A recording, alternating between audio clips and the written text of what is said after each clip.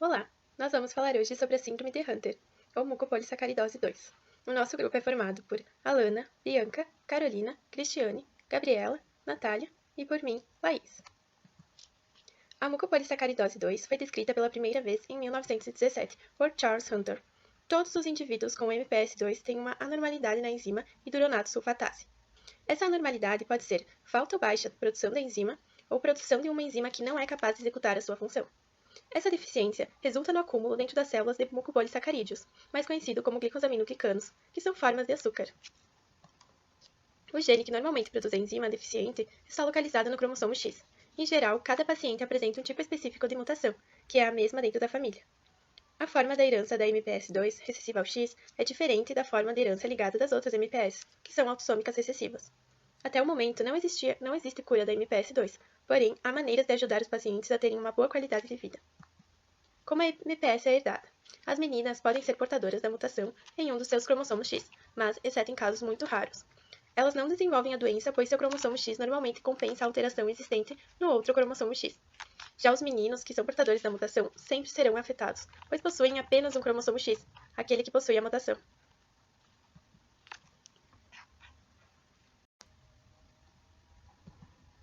Nesse caso, a mãe é portadora da mutação que causa a MPS2 em um dos seus cromossomos X.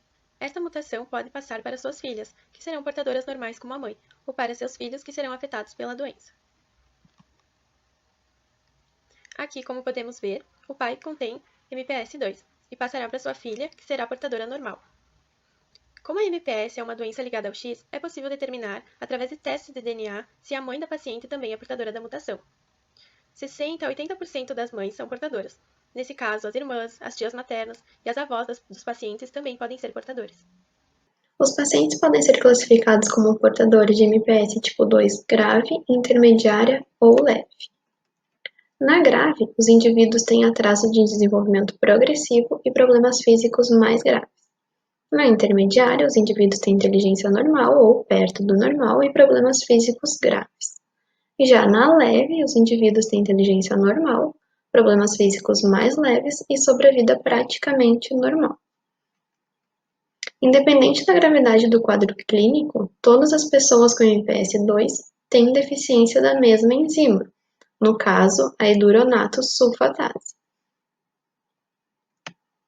Quanto às manifestações clínicas, a deficiência da enzima resulta no acúmulo de glicosaminoglicanos. Esse acúmulo pode levar a complicações neurológicas, cardíacas, respiratórias ou musculoesqueléticas. É importante lembrar que, independente do diagnóstico, a MPS2 é extremamente variável em seus efeitos. Ou seja, o paciente pode ou não apresentar os sintomas que vamos citar a seguir. Iniciando com o crescimento. O crescimento em altura é geralmente menor do que o normal e varia de acordo com a gravidade da doença. Bebês com mucopolissacaridose tipo 2 grave podem nascer grandes e ter crescimento rápido até os 2 anos de idade. Após esse período, o crescimento torna-se mais lento. A altura final de indivíduos com MPS tipo 2 grave costuma ficar entre 1,20 m e 1,40 m. No entanto, em indivíduos com síndrome de Hunter leve, pode alcançar a altura normal. Vou falar agora um pouco sobre os problemas que podem vir a serem desenvolvidos no nariz, garganta, pulmões e ouvidos. Lembrando que esses problemas que falarei são mais comuns entre pessoas com síndrome de Hunter grave. Falando um pouco mais especificamente sobre nariz e ouvido, sabemos que o canal que leva o ar do nariz ao pulmão costuma ser menor que o usual, devido à falta de crescimento dos ossos da face e ao espessamento da mucosa. Os ossos anormais e o depósito nos tecidos moles do nariz e da garganta podem bloquear a via aérea e propiciar desenvolvimento de infecções. Os ossos anormais e depósito de tecidos moles do nariz e da garganta Uma das características de pessoas com MPS tipo 2 é a descarga crônica de muco espesso no nariz, no caso a rinorreia, e infecções crônicas de ouvido, otite, e seios da face, sinusite. Abordando sobre a garganta, temos que as amígdalas e os adenoides frequentemente estão aumentados e podem bloquear parcialmente a via aérea. Possuem o pescoço curto, o que contribui para problemas de respiração. E a traqueia, além de se tornar mais estreita pelo depósito de glicosaminoglicanos, pode ser mais rígida que o normal. Dando continuidade, temos os pulmões. O formato do peito é frequentemente anormal e a junção das costelas e do externo não são tão flexíveis. O peito fica rígido e não consegue se mover livremente a fim de permitir um grande volume de ar entre os pulmões. O diafragma é empurrado para cima por causa do aumento do fígado e do baço e acaba reduzindo o espaço entre os pulmões. E os pacientes com MPS tipo 2 apresentam uma maior frequência de infecções. Quanto aos problemas neurológicos, então, o acúmulo de gags no cérebro causa o declínio de desenvolvimento neuropsicomotor na forma mais grave da doença e pode causar hidrocefalia do tipo comunicante. Acredita-se que os gags vão se acumulando também onde há fluxo de líquor. E então esse fluxo acaba sendo bloqueado. Com o bloqueio do fluxo, o líquor se acumula e esse acúmulo causa a hidrocefalia. Com relação à boca, em pessoas com a síndrome de Hunter, nós podemos observar características como lábios mais grossos, língua aumentada, tecido gengival hiperplásico, hipertrófico e espesso, o que significa dizer, então, que nessas pessoas existe um aumento do número de células desse tecido e que a gengiva tem um crescimento excessivo e anormal. Também pode ocorrer o atraso da erupção dos dentes e a inclusão dos molares permanentes, que são bem frequentes na MPS 2. Isso acontece em decorrência da hiperplasia dos folículos dentais. Então, nesse caso, a gente consegue ver que é muito importante ter um cuidado redobrado com a saúde bucal dessas pessoas. E é muito importante também ficar atento aos sinais de incômodo que o paciente pode apresentar, porque eles podem ser o resultado de uma cárie ou de outros problemas como abscessos, que podem se desenvolver mesmo com ótimos cuidados dentários devido à formação anatômica diferenciada na cavidade oral desses pacientes. Em relação às características do coração de pessoas com MPS 2, as doenças cardíacas elas são muito comuns e podem se desenvolver em qualquer época da vida do indivíduo. Existem medicações disponíveis para ajudar a manejar esses problemas. Também podem ocorrer doenças devido a problemas nas válvulas, que acabam sendo danificados pelo acúmulo de GAGs. Essas doenças elas podem ser assintomáticas ou podem causar sintomas como sopro cardíaco, que são, no caso, os sons causados pela turbulência do fluxo sanguíneo no coração. Em alguns casos, é necessário uma intervenção cirúrgica para substituir essas válvulas. Em pessoas gravemente afetadas, o músculo do coração também pode ser danificado pelo acúmulo de GAGs, ocasionando uma cardiomiopatia. Ou então, o fato de ter que fazer muito esforço para bombear o sangue para pulmões anormais pode gerar uma insuficiência cardíaca direita. Como os problemas cardíacos eles são comuns, todos os indivíduos com essa síndrome devem periodicamente consultar um cardiologista e fazer exames para a detecção de algum problema. Na maioria dos indivíduos com síndrome de Hunter, o abdômen ele se projeta para frente, por causa da postura, da fraqueza dos músculos e do aumento do fígado e do baço. Frequentemente, esses pacientes eles apresentam hérnias no umbigo, que são as chamadas hérnias umbilicais, ou na virilha, que é a hérnia inguinal. A hérnia umbilical ela pode ser corrigida cirurgicamente quando ela estiver causando algum problema ao paciente. E as hérnias inguinais devem ser sempre corrigidas com cirurgia. Então, agora a gente vai falar sobre o fígado e o baço. Na maioria dos indivíduos com mucopolissacaróide 2, principalmente de classificação grave, o fígado e o baço se tornam aumentados pelo acúmulo de glicosaminoglicanos, os GAGs. Então, esse aumento é chamado de hepatoesplenomegalia. O hepato do aumento de fígado, que é hepatomegalia, e o do baço é esplenomegalia. Vale ressaltar que o fígado aumentado não costuma levar à insuficiência hepática, mas ele pode interferir tanto na alimentação quanto na respiração, ao empurrar o diafragma para cima. Além disso, o aumento do baço também não costuma causar problemas específicos, mas esse aumento dos dois, a hepatoesplenomegalia, pode fazer com que o abdômen se projete para frente. Muitos indivíduos com a síndrome de Hunter também têm periodicamente problemas intestinais, como diarreia, só que a causa disso não é completamente conhecida. Um dos motivos pode ser causado pela constipação grave, que ocorre vazamento das fezes líquidas, mas também pode ser que exista um defeito no sistema nervoso autonômico, que é o sistema que controla as funções involuntárias do organismo. E ainda, alguns estudos mostraram que existe acúmulo de GAGs nas células nervosas do intestino. Então, é provável que a motilidade anormal do intestino seja uma das causas da diarreia. E é importante, então, que que esses indivíduos tenham uma acompanhação pediátrica, porque isso pode melhorar quando a pessoa cresce, mas também pode piorar com o uso inadequado de antibióticos. As pessoas com síndrome de Hunter têm problema na formação e no crescimento dos ossos. Essas alterações são chamadas de diastose múltipla. As articulações são rígidas e, com isso, os movimentos do cotidiano eles tendem a ter problema e se torna difícil, por exemplo, movimentos como se vestir. As mãos são curtas e largas e, por conta das articulações rígidas, com o passar do tempo, os dedinhos tendem a ficar encurvados. Além disso, na hora de andar, essas pessoas tendem a fazer esse movimento com os quadris e os joelhos flexionados. E se isso for combinado com o encurtamento do tendão de Aquiles, isso pode levar essas pessoas a andar na ponta dos pés. Os joelhos, eles ficam normalmente voltados para dentro e os pés são rígidos e largos. E assim como nas mãos, por conta das articulações rígidas, os dedinhos com o passar do tempo dos pés também podem ficar encurvados.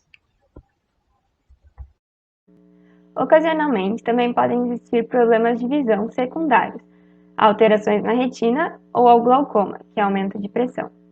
O depósito na retina pode resultar também em perda de visão periférica e em cegueira noturna. Além disso, também é comum existir algum grau de surdez em todos os tipos de mucopolissacaridose. Ela pode ser condutiva, que é quando tem acúmulo de líquido no ouvido médio, prejudicando assim a audição, e que é de fácil tratamento.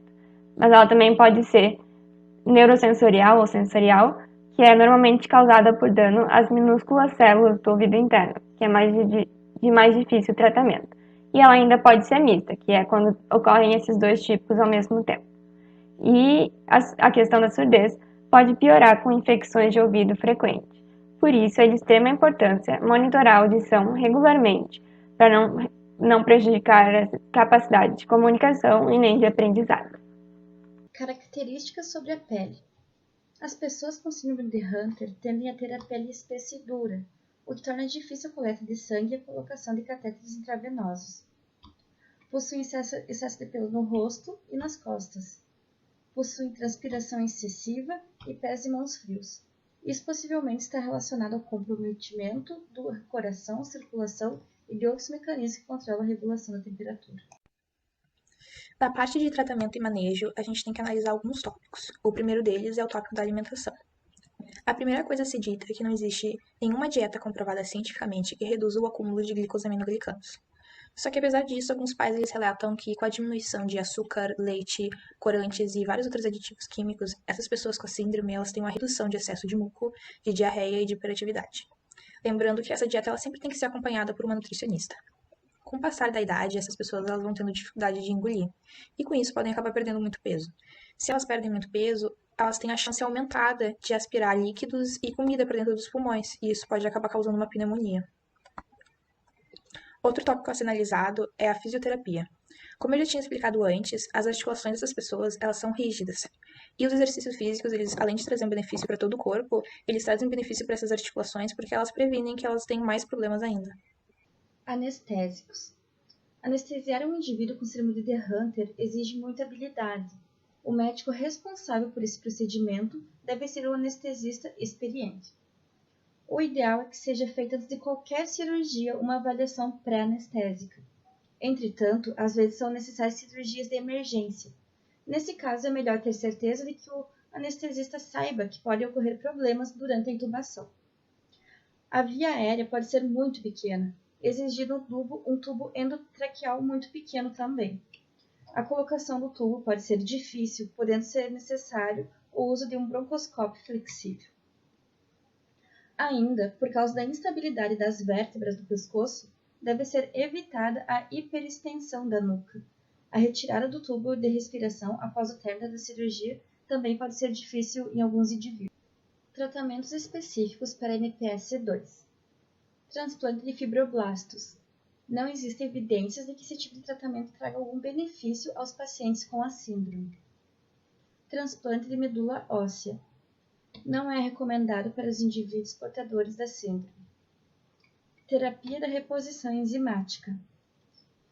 Essa terapia ela está sendo estudada em vários países do mundo, inclusive no Brasil. Provavelmente ela será efetiva no tratamento de alguns problemas físicos, mas não no tratamento dos problemas neurológicos. E por último, nós temos a terapia gênica, no qual estão sendo realizados estudos iniciais. Na parte de caso clínico, nós vamos estudar o artigo que apresenta as manifestações orais e craniofaciais em pacientes com síndrome de Hunter, com transplante de células tronco hematopoéticas, um relato de caso. Vamos estudar um menino que, aos 7 anos e 9 meses, foi trazido por sua mãe para a dentista na Faculdade de Clínica Odontológica Pediátrica da Universidade Federal do Rio de Janeiro. As principais queixas da mãe foram os retardos nas erupções dentárias e os dentes retidos. A aparência da criança, no geral, ela era normal e ele era socialmente adepto e frequentava a escola, embora ele apresentasse alguns distúrbios cognitivos e comportamentais. As mãos não mostravam os aspectos típicos de mãos em forma de garra, como nós já mostramos aqui no trabalho, e os lábios eram grossos e o paciente estava no período de dentição mista. Ele tinha uma má oclusão, uma mordida cruzada posterior direita, os dentes retidos e erupção em dentes permanentes. Apresentou uma má higiene bucal e gengivite marginal. Na figura 1, nós vemos que aqui temos imagens de uma criança, como dito acima, e que apresentava uma aparência relativamente normal. Nessa outra imagem, na figura 2, nós apresentamos a cavidade bucal da criança do estudo. E nessa terceira imagem, nós apresentamos a radiografia panorâmica da criança. Essa radiografia panorâmica mostrou o seguinte na dentição décida: atrasado erupção, dentes retidos, dentes posteriores com raízes curtas, ausências dos dentes permanentes, direito e canino esquerdos e alterações morfológicas. A história familiar do paciente revelou que um tio materno e irmão foram afetados pela síndrome de Hunter. Esse paciente foi triado cedo para a possibilidade e o diagnóstico já no pré-natal. A doença foi tratada com HSCT de sangue e de cordão umbilical relacionado aos 70 dias de idade. Essa estratégia foi bem sucedida em modificar o curso da doença da síndrome, fornecendo atividade enzimática suficiente para retardar ou interromper a progressão da doença. O paciente ainda apresentava algumas características dessa síndrome, como, por exemplo, perda auditiva e distúrbios cognitivos comportamentais. O seu QI medido era de 47, e isso é considerado defeituoso, já que o QI médio varia entre 91 a 110. O desenvolvimento de oclusão deve ser supervisionado até a erupção de todos os dentes permanentes. Tratamento ortodôntico para a mordida cruzada posterior já foi planejado. Sobre as conclusões. Infelizmente, a rotina odontológica de atender a esses pacientes é muito difícil, pois eles requerem cuidados especiais e poucos profissionais são tão qualificados para atendê-los. Outro ponto é que o crescimento geral e desenvolvimento motor foram considerados normais. Os problemas cognitivos e os comportamentais dificultaram a obtenção de documentação de casos clínicos e o atendimento clínico odontológico. Este paciente mostrou a importância de diagnóstico precoce e terapia de TCTH, em atenuando o quadro clínico e radiográfico manifestações orais e craniofaciais de pacientes com síndrome de Hunter. Portanto, o paciente deve ser continuamente avaliado visando a detecção de qualquer problema de saúde. Por fim, o manejo clínico. Foi considerando o manejo da condição dentária, como o paciente não relatou queixa clínica, o atendimento odontológico não invasivo composto por profilaxia odontológica, avaliação oral, orientação de higiene oral, alimentação, aconselhamento e a aplicação tópica de flúor foi adotado. O paciente e sua mãe foram aconselhados sobre a importância de visitas ao dentista pelo menos a cada 6 meses.